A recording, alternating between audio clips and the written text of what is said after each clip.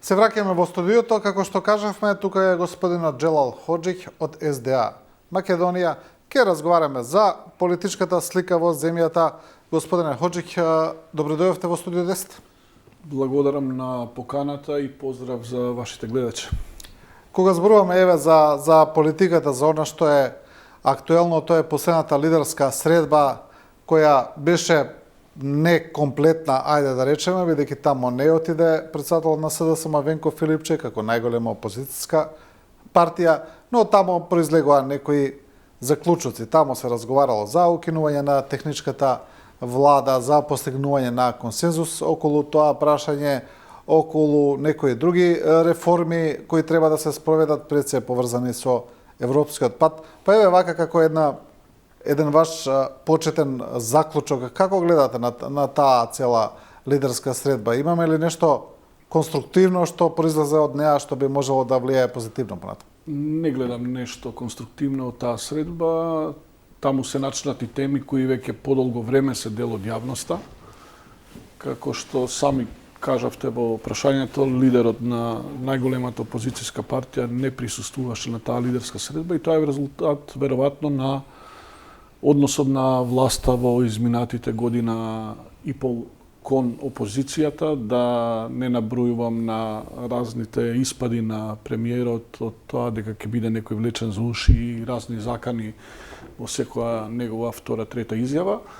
Таму се разговарало за укинување на техничката влада, пржиската влада, така падна таа тема од небо како некаква причина за да се соберат, но оно што мене ми изгледа е дека таа лидерска средба е еден повод за еден вовет на некаква политичка криза која треба да доведе до нови предвремени парламентарни избори оваа година, која е веројатно и целта на најголемата владеачка партија. Останатите теми се повторно начнати, стара тема е изборниот законник, една изборна единица, не е дефинирано дали тоа ќе биде дали ќе биде една изборна единица, колкав ќе биде цензусот 2 и 3% колку што се препораќаат од Европската унија или 5% како што бараше Дуи. Од друга страна, ако има нешто позитивно од таа лидерска средба е дека после година и пол подгревање на домашни меѓуетнички тензии видовме средба помеѓу премиерот Мицковски и лидерот на Дуи Ахмети. Да, тоа е интересно, тие најавија и тета средба понатаму да разговараат пред се за некои ставови на Дуи, како околу Safe City, но и други реформски закони каде што е потребно двотретинско и бадентер. Самиот начин и за реформските закони гледаме дека ние имаме една специфична ситуација.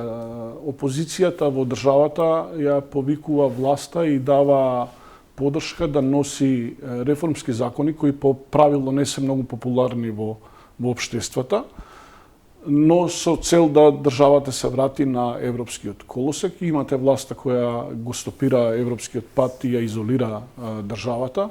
Како што кажав, ако биде еден чекор да се престане со реторика која нанесува штета на меѓуетничките односи, тоа би било добро. Од друга страна, опозицијата е таа која пробува да канализира власта и да врати власта која има целата моќ, има одлични бројки и во собрание, да ја врати на колосек, на европскиот колосек државата.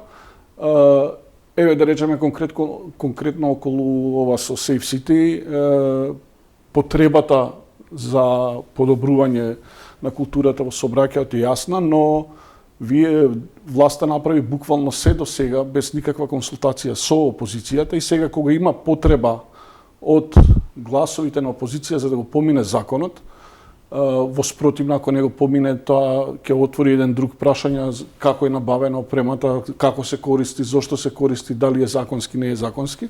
Значи во моменти кога ќе дојде до зидот, тогаш пробува да комуницира. Истиот случај и со СДСМ како најголема опозицијска партија, истиот случај во овој случај и со Дуи, значи кога се потребни нивните гласови, тогаш е во ред, а во останатиот период не се пропушта прилика опозицијата да биде демонизирана. Добро, но што мислите, ова, знаете што ми е интересно, ова сега што го кажавте, како причина поради која опозицијата, еве да речеме, не гласа за некои закони кои ги бара власта, е потполно истата причина кој ВМРО ДПМН не даваше кога беше во опозиција, кога беше повикана да гласа за нешто и кога блокираше, обструираше и така натаму. Истиот одговор им беше власта протурка се во собрание, ако им требаат нашите гласови, не бара за. Не е така, кажав претходно во мојот одговор, постои една голема суштинска разлика. ВМРО ДПМН од опозиција направи се буквално да го блокира европскиот пат, што е стратешка цел на Република Северна Македонија. Ние сега гледаме година и пол дека опозицијата, најголемата опозицијска партија, но и ДУИ се многу поконструктивни како опозиција и даваат подадена рака власта да ја врати државата на европскиот пат и да престане со неизаната изолација. Тоа е една огромна суштинска разлика во пристапот. Добро, како гледате тогаш на одлугата на претседателот на СДСМ Филипше да не отиде на таа лидерска средба, бидејќи во ред ако сте конструктивни, отидете барем таму, видите зашто ќе се разговара, дали би прифатили или не би прифатили? Па ви кажав, веројатно е резултат на прва година и пол подавање рака и еден недемократски пристап на власта. Вие можете да се вратите во изминатата година и пол и да видите барем 10 спорни изјави на премиерот во неговиот однос кон опозицијата. Дали може би тоа се должи и на нешто друго? Гледаме дека во последните месеци СДСМ има видоизменета реторика, имаат една прилично поостар јазик на политичка комуникација, што е евидентно. Не навлегувам во тоа дали е правилно или не е правилно. Има аналитичари кои велат и дека тоа треба така, бидејќи партијата ја гледаа како прилично пасивна, други велат не е добро, не е важно тоа, но дали мислите дека можеби овој начин на делување на Венко Филипче дел од целата таа една политичка стратегија на СДСМ да делува малку поагресивно, поактивно, бидејќи очигледно е дека ретинзите на партијата не стоеа баш или не стојат се уште баш толку добро, дека е начин малку да се воздигне тука. Значи, опозицијата, како што кажав, по главните клучни стратешки теми стратешки цели за државата има еден конструктивен однос, но важно е да се каже дека опозицијското делување е легитимно на сите опозицијски политички партии. Она што е факт, тоа го покажа и локалните избори, е дека имаме еден огромен пат на владеачката партија во бројки и дека не се покажува еден поголем раст. Луѓето абстинираат, помал број на гласачи излегуваат. Ние имавме локални избори каде што за прв пат во историјата на државата од плурализмот навака имавме излезност помалку од 50%. И факт е дека незадоволството од власта уште не се канализира доволно низ опозицијските партии. Може би е потребно време, може би е потребно политичките партии да најдат нов пристап, но она што е важно, ние сме влеговме во една нова година, каде што кажав очигледно е дека ВМРО ДПМН планира да направи предвремени избори, иако ги има бројките во собранието и иако покрај сите бројки во собранието очигледно е дека работите не одат ниту на едно поле, ниту на полето на економијата, ниту на полето на евроинтеграциите, ниту на полето на демократскиот развој на државата. И во таа ситуација не треба да се очекува дека опозицијата само ќе биде спаринг партнер на таа нивна тема. Да, тие предвремени избори се зборуваат во јавноста, кога ги прашувате представниците на власта, тие, ајде да речеме, ниту потврдуваат, ниту демантираат. Не велат издрично дека ќе нема, но не велат ни дека ќе има. Вие што мислите, имаме ли потреба од предвремени избори, бидејќи од друга страна опозицијата по дефолт би требало да бара избори, мене ми се чини. Не, значи проблемот е во следнава ситуација. Ние сме изминали избори пред 2 години. Власта, сегашната власт има бројки кои тешко дека може да ги достигне повторно. Што е тоа што они може да го добијат од новите избори? Значи, не се тоа интереси, изборите во овој момент, предвремените парламентарни, не се интерес на граѓаните, ниту на државата, посебно дека имавме пред година и пол и предвремени редовни парламентарни избори, сега имавме локални. Но што се случува тука? Ние имаме една реприза на владењето на ВМРО-ДПМН, кога тогаш беа блокирани НАТО интеграциите после самитот во Бугарешт 2008 година, нашата држава, нашето општество по дефолт влага во една општествена криза. Како што кажав, не ода да работите добро ниту економски, ниту политички, ниту во една сфера на општественото живење. И власта во овој момент, значи не во интерес на граѓаните, туку во свој интерес има неколку мотива зошто да распише предвремени парламентарни избори. Првиот мотив е да се спречи евентуалниот раст на опозицијското расположение. Во овој момент кога е перцепцијата дека они се силни, и тоа знаеме дека Груевски го правеше на секои 2-3 години, организираше одредени предвремени парламентарни избори. Вториот момент е од нивна стратешка потреба. Ние следната година, оваа година, очекуваме една регионална разврска на нивниот политички ментор Орбан и на нивниот втор политички ментор Александар Вучич, кои немаат лагодни позиции во своите држави, и мислам дека ВМРО-ДПМН сака да разврската на судбините на двата нивни политички ментора ја дочека во една покомотна ситуација, за да може врз основа на резултатите од разврските да одредува нови сценарија. И третата ситуација е дека падот на довербата кој се случува кон власта веќе не може да биде сопрен во таа мера да можеме да очекуваме повторно подигање на рейтингот на владеачката партија, туку они ќе се обидат да го спречат падот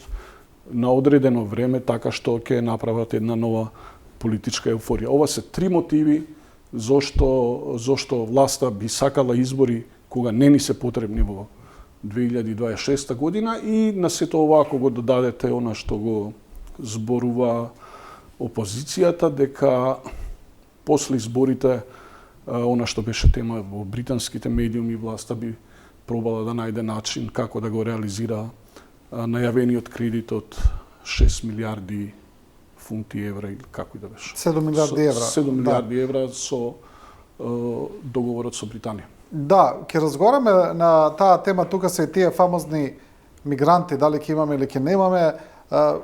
Интересен ми е моментот кој го спомнавте во однос на Орбан. Тамо ми се чини дека изборите се на пролет. Така. И тамо рейтинзите покажуваат дека неговите бројки не стојат баш добро, предноста е на страната на опозицијата. Ќе видиме како ќе биде целата таа разврска тамо. Многу е жално што македонската влада се доведе во ситуација да нашата влада, владата на Република Северна Македонија, која неколку пати во овие 30 години избиваше на прво место во европските приказни, се грижи, зависи, проектира планови врз основа на судбината на двајца авторитарни лидери како што е Орбан и Вучич. Тоа ми беше прашањето. Мислите ли дека зависи? Дека од судбината на Орбан би зависела и владата тука? Апсолутно тоа е еден од факторите зашто они размислуваат да распишат избори 2026. Зошто што би сменило, доколку Орбан изгуби власт? Па ако видите дека во изминатата година и пол во Македонија влезе една контроверзна банка, Алта банка, која е блиска до Вучич, и сите овие политички потези кои ги гледавме со однесувањето не само на вице-премиерот Стоилковиќ, туку и молкот на Мицковски, на претседателката Силјановска, покажува една огромна зависност на ВМРО-ДПМН од СНС и Вучич, и режимот на Вучич во Србија.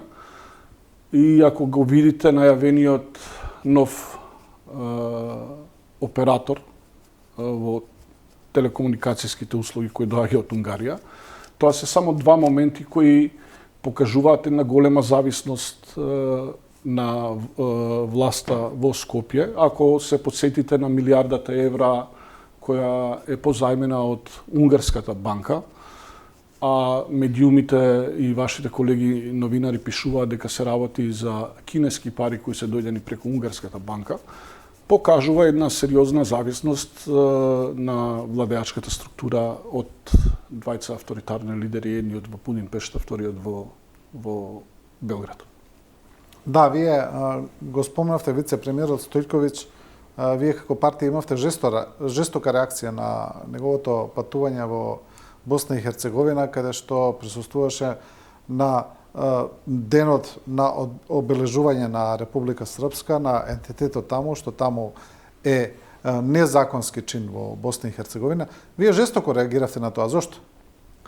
Затоа што првпат во историјата овдека не се работи само за личните политички ставови и некакви обиди на ботовите од власта да оваа посета ја релативизираат како негова приватна посета. Не, се работи за еден континуитет, каде што првпат во историјата македонски високи политичари, овдека се работи за вице-премиер во македонската влада, се директно инфилтрирани во големосрпските наративи во Босна и Херцеговина, која е пријателска држава и која до сега со Република Северна Македонија немала отворени прашања.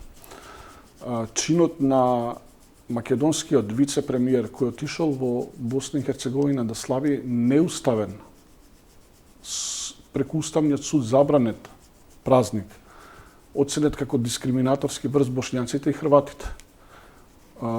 Славење кое со години од сите демократски центри, од САД и Европската унија се оценува како удар врз темелите на државата на Босна и Херцеговина.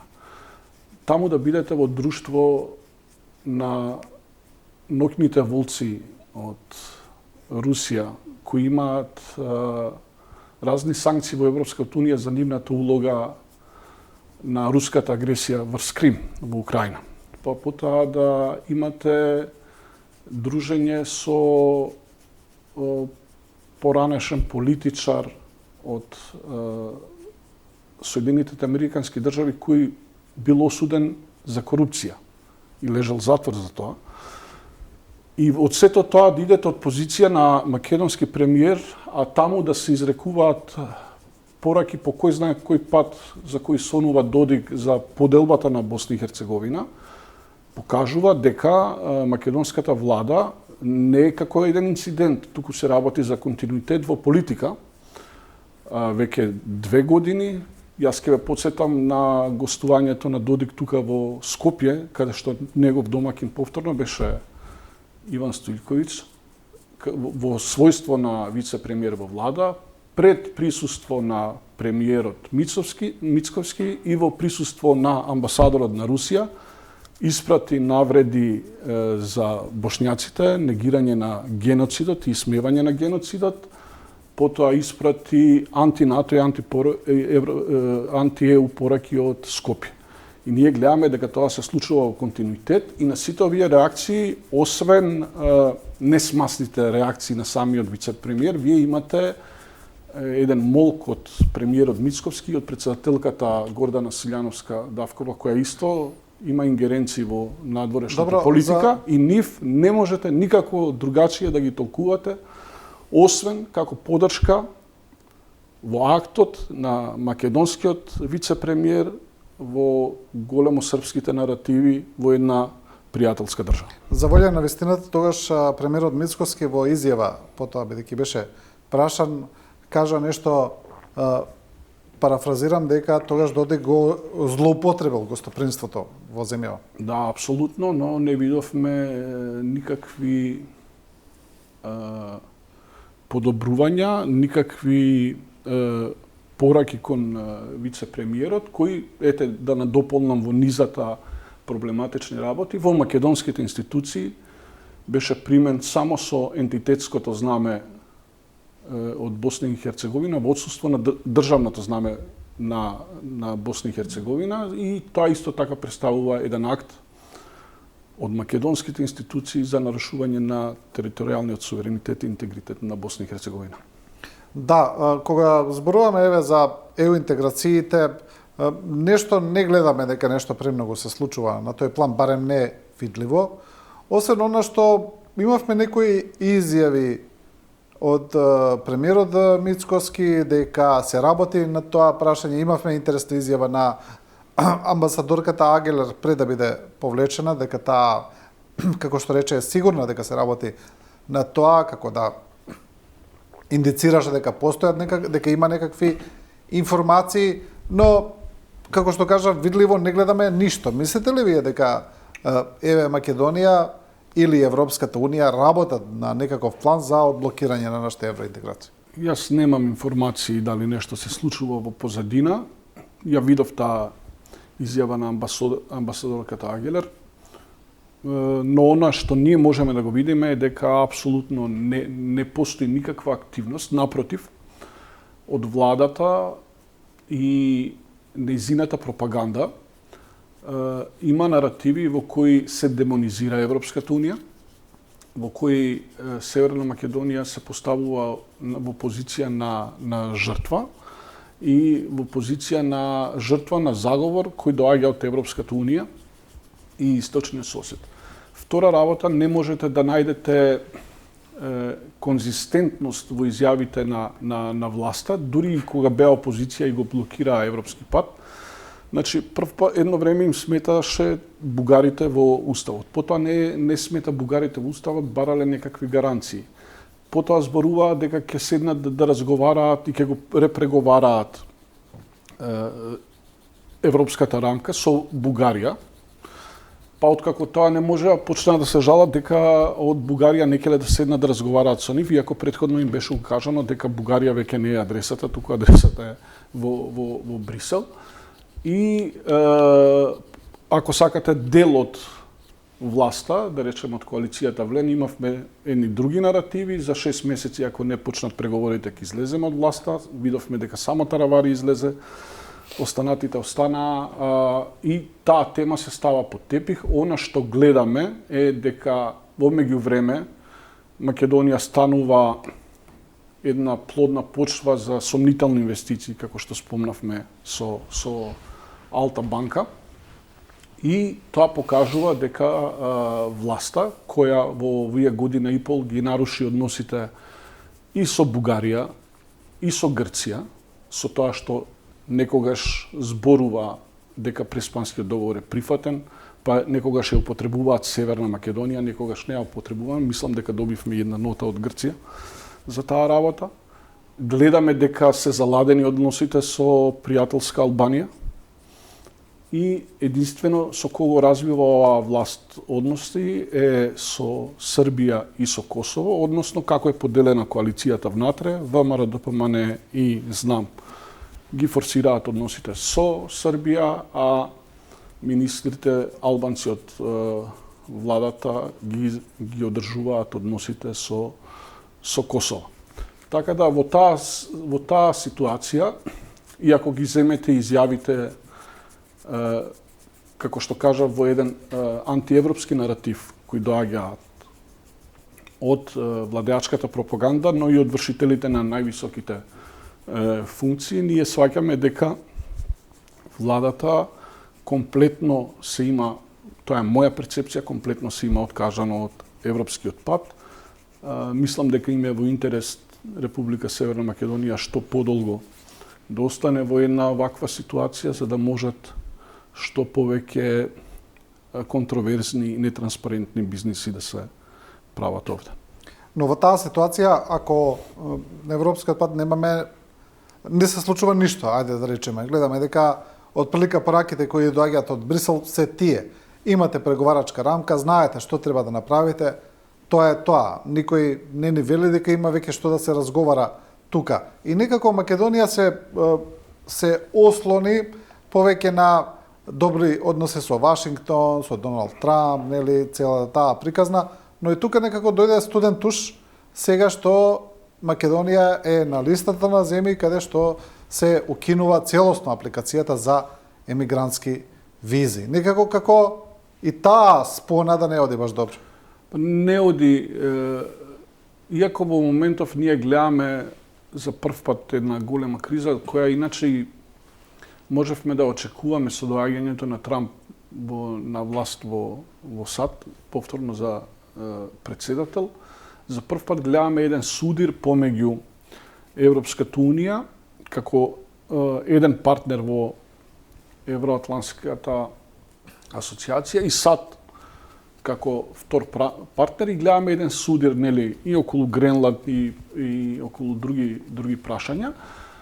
Во наративот на одвојување на Македонија од европскиот пат, кој беше предвидлив заедно со Црна Гора и со Албанија, а да ги подсетиме гледачите дека и Црна Гора, но и Албанија, која ги почна преговорите заедно со нас, буквално ги отворија сите поглавја и сите очекуваат дека до 2029 година и Црна Гора и Албанија ќе станат членки на Европската Унија. Власта го користеше наративот дека се за Трамп во однос на создавање на еден антиевропски наратив овде. Они не го користеа тој наратив за некакво продлабочување на стратешкото партнерство помеѓу Северна Македонија и САД. Но, освен ова сега што кажавте, дека и на овој дел се гледаат пукнатини и неочекувани резултати за власта, за мене сосем очекувани, јас би подсетил дека во изминатиот период во Конгресот во САД е усвоен специјален закон за Западниот Балкан. Во тој закон е јасна тенденцијата на поддршката на Соединетите Американски држави на сите земји од Западниот Балкан, вклучително и Северна Македонија, во нивните напори да развијат демократијата и да го намалат влијанието на Русија и на Кина во своите држави и посебно да се воведуваат санкции за јасни коруптивни скандали.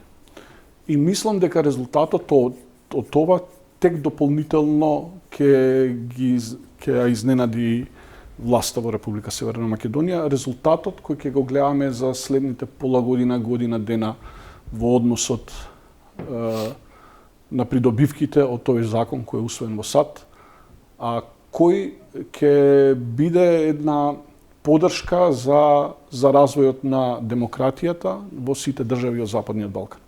Вие кажавте дека мислите дека доколку се одржат предвремени избори, дека потоа власта би се зафатила околу тој план со Велика Британија, со Обединетото кралство, околу евентуалниот кредит кој ние би го земале и во пакетот во кој се вклучени тие фамозни мигранти.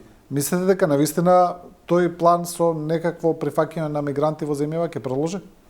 Па, затоа читавме од британските медиуми и кога се коментираа тие работи, видовме една нервозна реакција на власта по тоа прашање,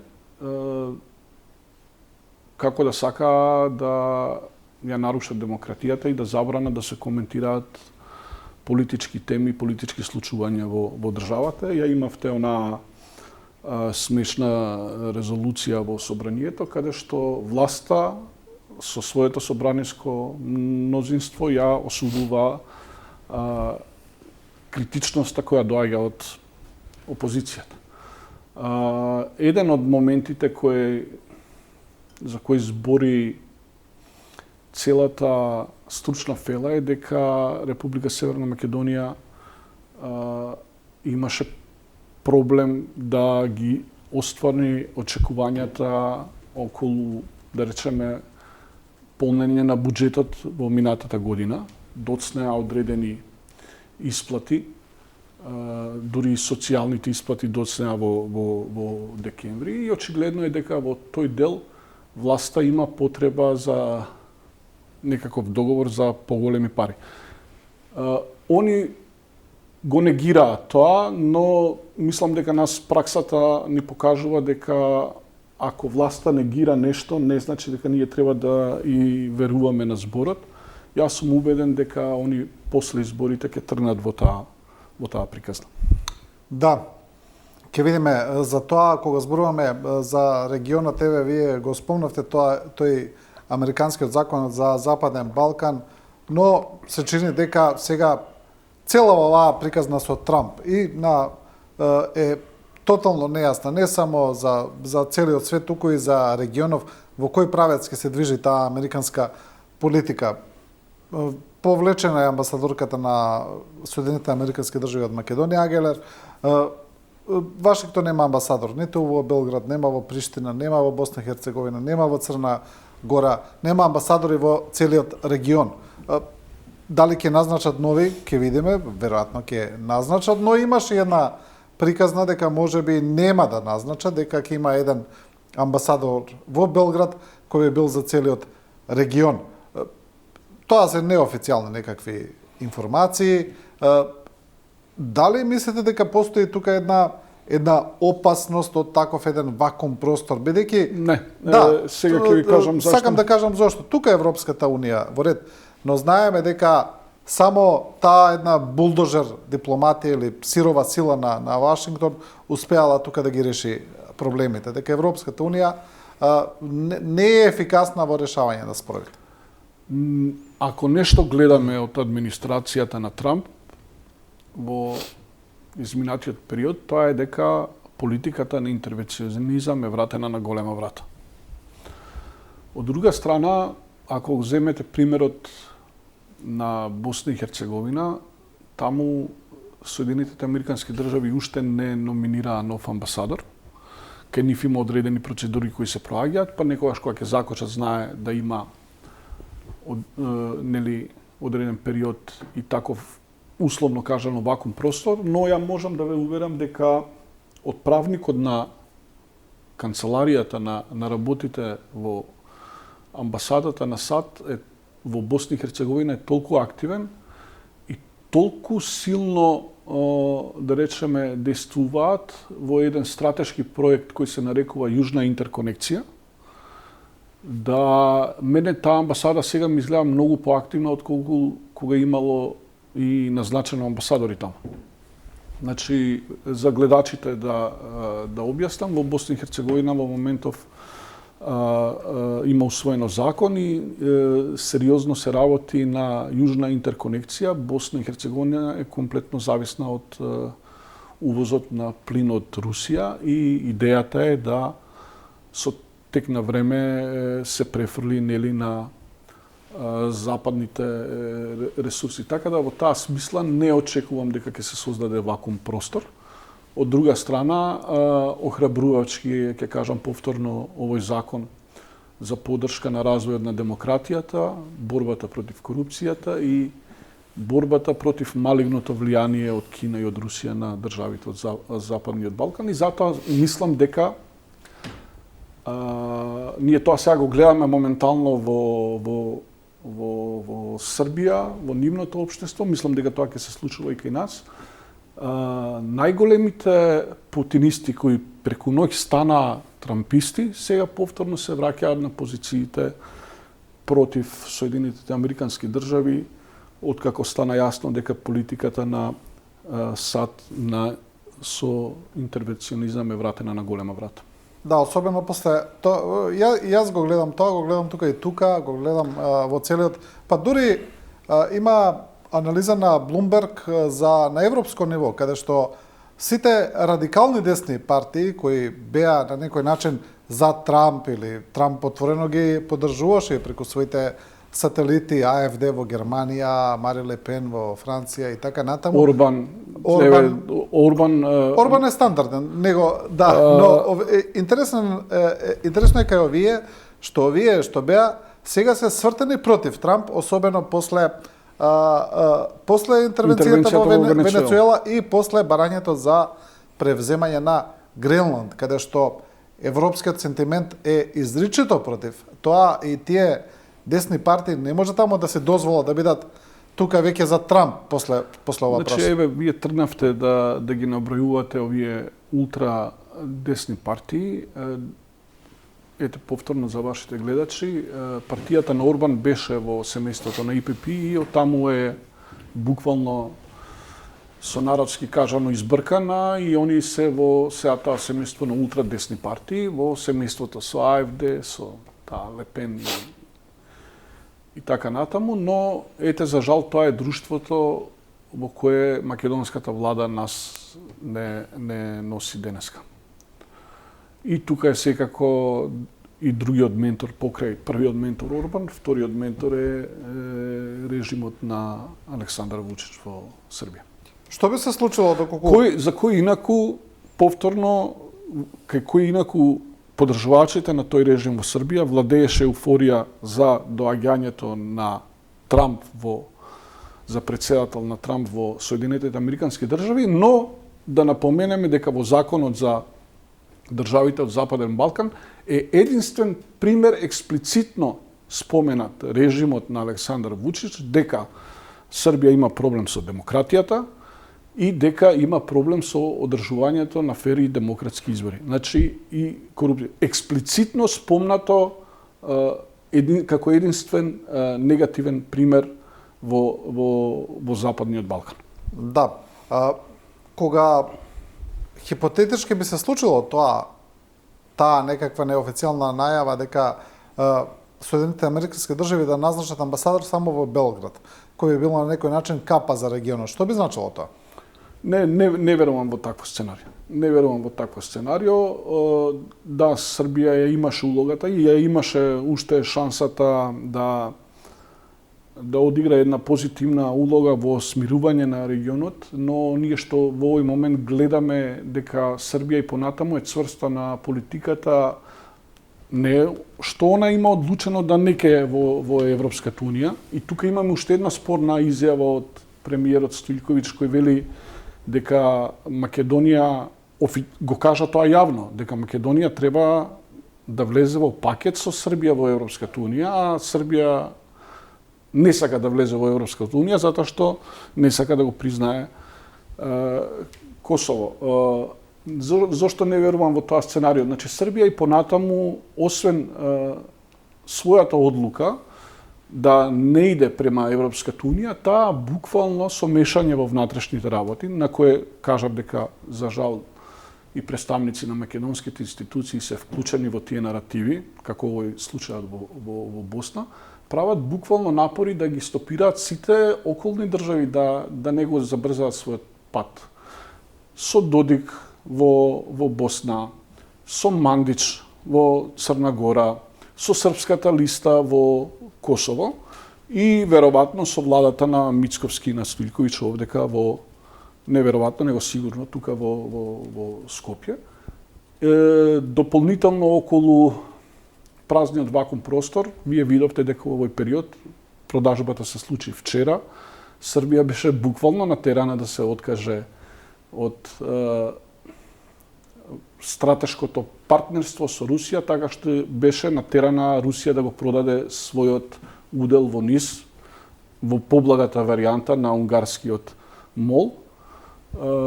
Беа под санкции. НИС беше под санкции и ние гледаме сега дека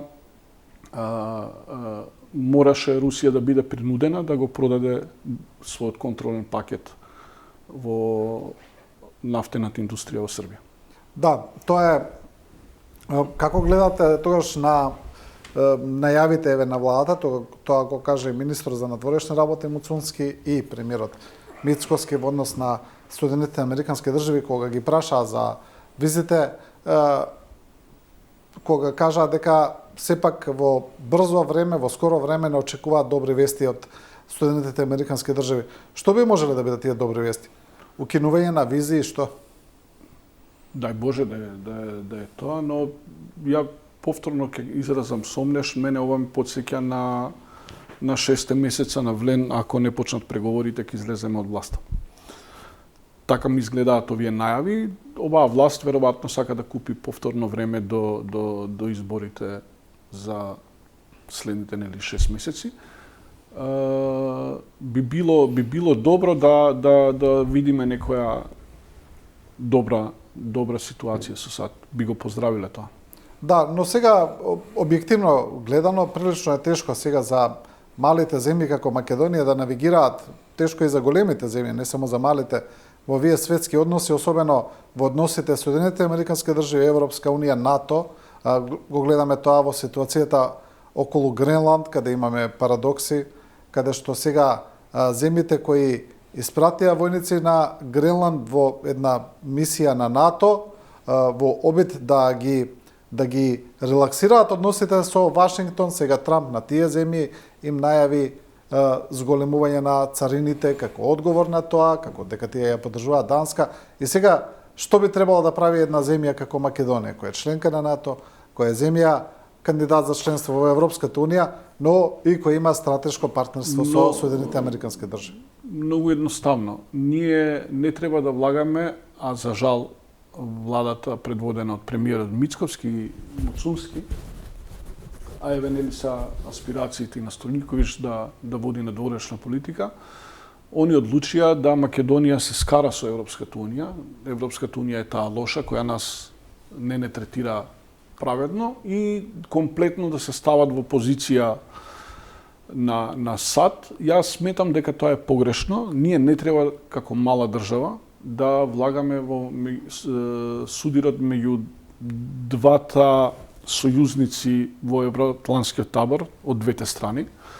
Тој судир се гледа, но нас ни се важни и Соединетите американски држави, но ни е важно и членството во Европска унија, за кое владата решила да го пропуштиме, а ќе го видиме наскоро, нели како што рековме, влезот на Црна Гора и на Албанија во Европската унија, за кое бајдеве и САД нас не упатува дека ние треба да влеземе во Европската унија и треба да го продолжиме европскиот пат и не охрабруваат. Значи, во таа насока беше и изјавата на амбасадорката Агелер дека и она очекува позитивни работи. Позитивната работа е дека се работи на уставните измени кои треба да се случат за да продолжи европскиот пат. Значи, тоа е позицијата и официјална на Соединетите американски држави. И сега ние имаме власт која доаѓа и вика не сакаме Европска унија, сакаме само со Соединетите американски држави. И ние не бевме во ситуација, имавме една подобра позиција затоа што Македонија имаше еден капитал во надворешната политика ради позитивните компромиси кои ги има правено, како една позитивна приказна во регионот. Сето тоа е фрлено низ вода. Ние имавме еден одличен договор со Грција, чие ново пријателство требаше да го искористиме. Не требаше да влеземе во веќе расправање за затворени прашања со Бугарија, туку требаше да ги ползуваме резултатите како и со Грција и со Бугарија. Владата комплетно нас не изолира од таа приказна и она влезе во ситуација ние во приказната или Европска унија или САД, ние се одлучивме за САД. Тоа е погрешно затоа што ние имавме ситуација и САД и Европската унија. Значи не беше политиката или, туку беше и. И непотребно е на добра позиција за мала држава како што е Северна Македонија е напуштена во изминатите година и пол. Втора работа, вие спомнавте во прашањето. Не можете вие да ги гледате, да ги судите геополитичките земјотреси во светот од судот и позициите на една мала држава. Геополитичките случувања, посебно во големите актери, а тоа најголемите актери се оние кои имаат право на вето во Советот на безбедност, вие како помала држава треба да се прилагодувате на нив. Трета работа. Економски Македонија премногу зависна од Европската унија. Ние не можеме да си дозволиме да влагаме, дури и да се заострат односите помеѓу САД и Европската унија, ние да влагаме во конфликт со Европската унија, затоа што тоа ќе се одрази и на така најслабиот стандард во Западен Балкан кој го има Република Северна Македонија, уште еден пукнат популистички балон на владата на Мицковски, која зборуваше за некаква економска преродба и враќање на подобрување на економскиот стандард. Ние гледаме дека македонската економија не само сега таа во подолг период, но посебно сега покажува слаби резултати. Ние имаме да ни заминуваат странски инвестиции од државата кои отварале порано и сето тоа се релативизира со едни изјави од типот не е крај на светот, да, но тие изјави нема на први следниот месец да ги донесат на платите на оние луѓе кои останале без работа. Така да сметам дека власта сериозно води една неодговорна политика во однос на државата, што се однесува во делот и на надворешната политика, а секако дека се погрешни и внатрешните и економски политики и политички позиции. Да. Добро, господин Хожик, ви благодарам за ова интервју. Ви благодарам на поканата и повторно благодарам и поздрав до гледачите. И почитувани, ова е крај и на ова Студио 10. Ви благодариме и на вас, и на довербата, и на вниманието. И останете со програмата на Телевизија 24.